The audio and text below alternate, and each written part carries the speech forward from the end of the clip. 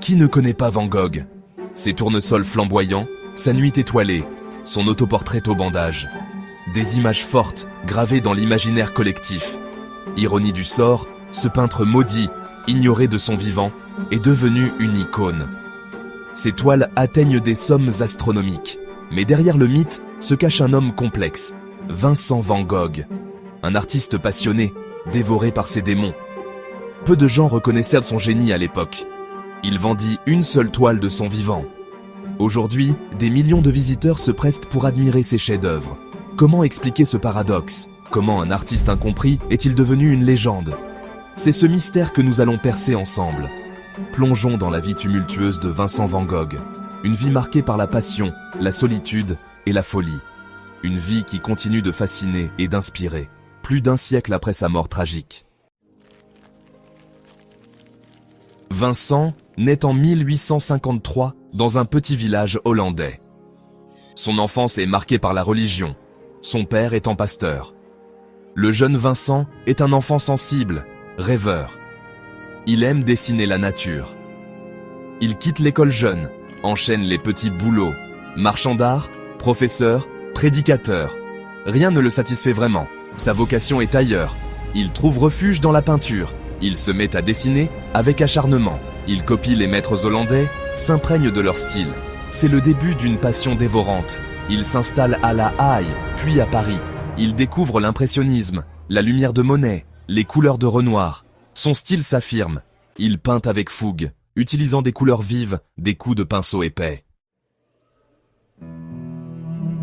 Le parcours artistique de Van Gogh est une succession de périodes distinctes, chacune marquée par des influences et des expérimentations nouvelles. Au début, ses toiles sont sombres, réalistes. Il peint la misère des paysans, la dureté de la vie rurale. Les mangeurs de pommes de terre, tableau emblématique de cette période, témoignent de son empathie pour les plus humbles. Puis, c'est l'explosion de couleurs à Paris. Il découvre l'art japonais, les estampes, les aplats de couleurs. Son style s'éclaire, devient plus libre, plus expressif. Il peint des portraits, des paysages urbains, des natures mortes. Enfin, c'est le soleil de Provence qui enflamme sa palette. À Arles, il vit une période de création intense. Il peint avec frénésie, des champs de tournesol, des paysages nocturnes, des portraits vibrants de vie. Son style unique, reconnaissable entre tous, est né. Derrière chaque grand homme se cache souvent une femme. Dans le cas de Van Gogh, c'est son frère Théo qui joue un rôle crucial. Marchand d'art à Paris, Théo croit en Vincent dès le début.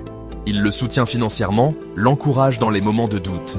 Leurs échanges épistolaires sont poignants. Vincent se confie à Théo, lui parle de ses tourments, de ses aspirations artistiques.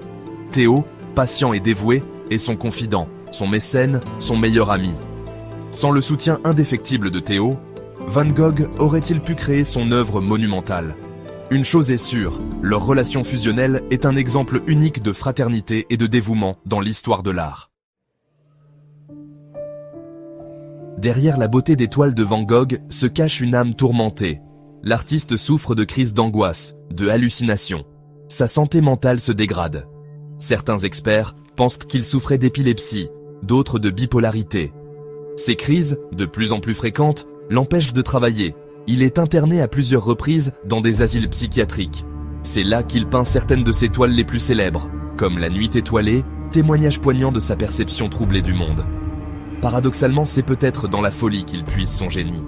Ses émotions intenses, ses visions hallucinatoires transparaissent dans ses œuvres, leur conférant une force expressive unique.